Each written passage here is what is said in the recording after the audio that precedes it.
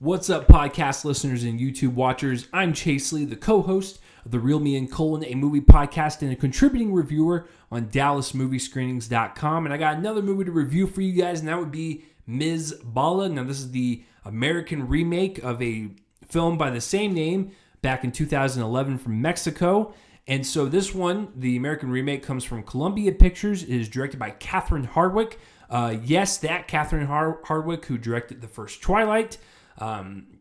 This one tells the story of Gloria, played by Gina Rodriguez, and she's a makeup artist. This is what she does for a living, and then she gets a call from one of her, I think it's her friend, I believe, and she goes down to Mexico. She lives in California, so it's not that far of a drive. She goes down to Mexico, and she helps out her friend kind of make up her up to win the beauty pageant Ms. Bala California. Beauty pageant, I believe that's what it's called, and kind of help her win that. And then there's one fateful night where they're in a club and things start happening, and so Gina Rodriguez gets captured by the cartel, and that's where our movie is, and that's where it is all the way up until the very end. So, going into this movie, I didn't really expect much. It kind of looked bland, kind of looked average to me. A very traditional cartel, corrupted espionage type of, crime thriller. It just didn't really jump out to me as something I need to see, but I wanted to check it out, and I got the invite for it. So I like covering movies for you guys, even if they don't really appeal to me. I still like to give any movie a chance and be as optimistic as possible. So I'm happy to report this movie's fine. It's not really great or anything. I'm not going to probably remember it by next week. But it's also not as bad as I thought it would be, and there's a lot of key factors into making it not as horrible as I thought it would be, and I'll get into that. But I think it's a very fine movie, and it's going to do very well on iTunes and all the ancillary markets with streaming and stuff. I think it's going to kill there, and to be quite honest with you, I think it's going to actually kill in the box office too, because Gina Rodriguez has a huge fan base, and I think there's going to be a lot of people that will flock to this movie and support it, which is great. I'm all for that. So to get into the movie itself, the one thing I really like, and I will commend the screenwriter Catherine Hardwicke and the editor, that this is a non-BS movie in terms of not a lot of filler, where we set up Gina Rodriguez's life, we set up her friend, her godson, and then as soon as the first 5-10 minutes are done, we kick this movie into high gear, and it's nothing but this high octane type of thriller from that point till the very, very end. And I absolutely love that. Now, we're going to get up some character traits and, character growth along the way with Gina Rodriguez, but everything we were supposed to know were in the first 5 to 10 minutes, and that was great. I know that, something happens to her friend. Something happens to her godson. She's trying to protect him and everything. I get all that, and that's all I need. And then as the movie kind of progresses, we get to know a little bit more about Gina Rodriguez's character.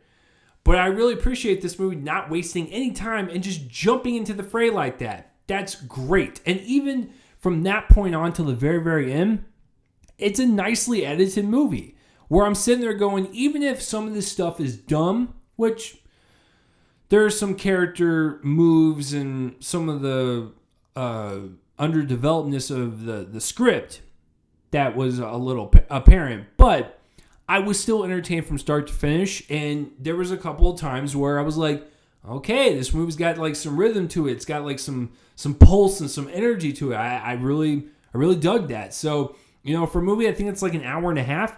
It's nicely edited. There's no wasted time. It just gets right into it and just goes full throttle. Great. The story is where it kind of falters a little bit, where the characters. There's a lot of people in this movie that are a bit underdeveloped, and when something kind of dire or devastating kind of happens to them, especially in a brutal or super violent way, I don't really feel anything because there wasn't really enough screen time for them to establish an emotional weight for the audience to where when something happens to them, we don't really feel anything.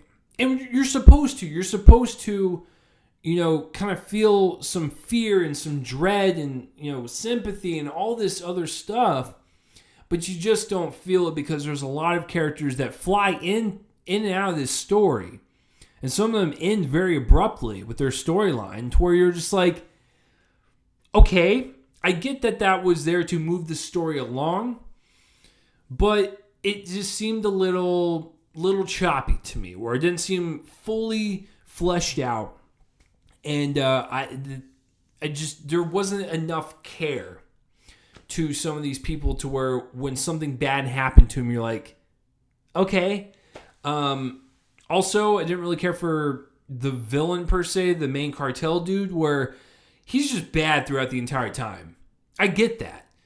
But then there are a couple scenes where, he's being very manipulative and, he gives a little bit of backstory about his past and stuff, and it's like, I don't care.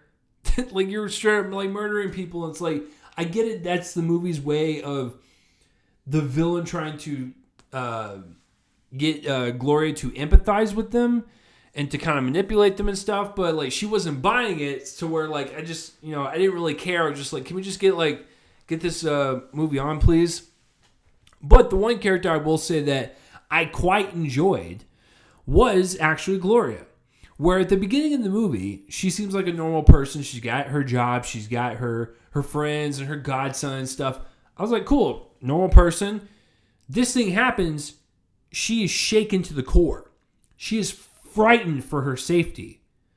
And then survival mode kicks in and she ends up becoming really confident, really witty, and just really kind of outsmarting these people.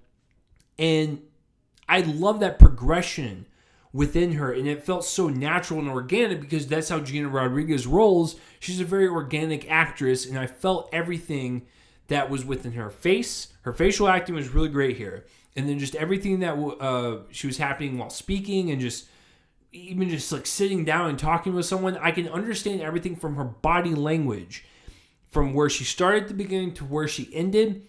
I liked her arc, and I liked her growth as a character. There was a lot of traits within her that she discovered, and she just became this really kind of force of nature at the end. And I really appreciate that. So she was great. And speaking of her, Gina Rodriguez is great in this movie in terms of performance-wise. She sells everything. Even with a couple of the shootouts, which I will agree, some of it is kind of a little bit unbelievable in terms of how many bullets are whizzing by everywhere and she didn't really get hurt.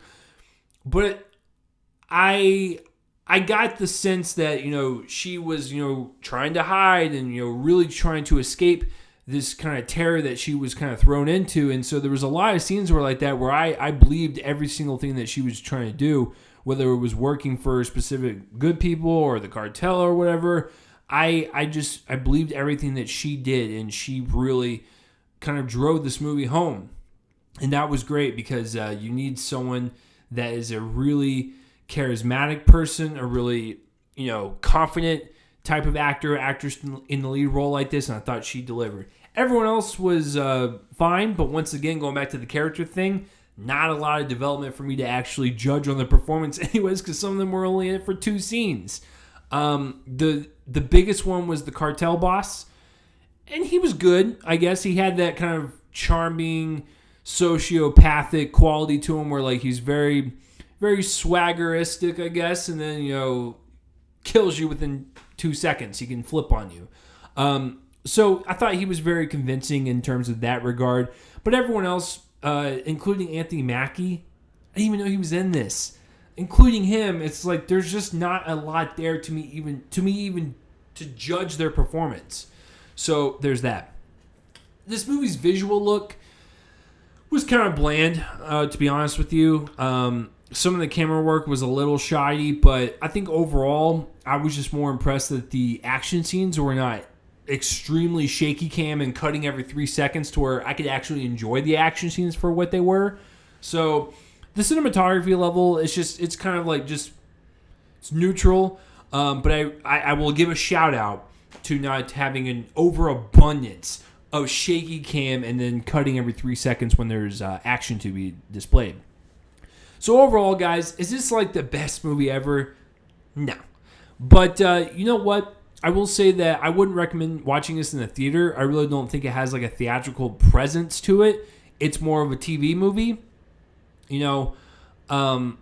But that also is a positive for like a rental, to where you can rent it at home, watching your TV, and I think you'll have a great time watching it. But for me personally, it's fine for me. It's lukewarm. I'm going to give it a C.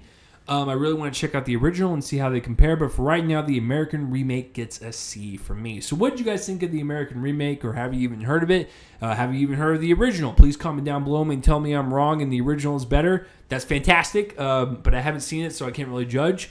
But let me know all of that down below. And I'm Chase Lee, and tune in next time for whatever I review next. I will see you guys later.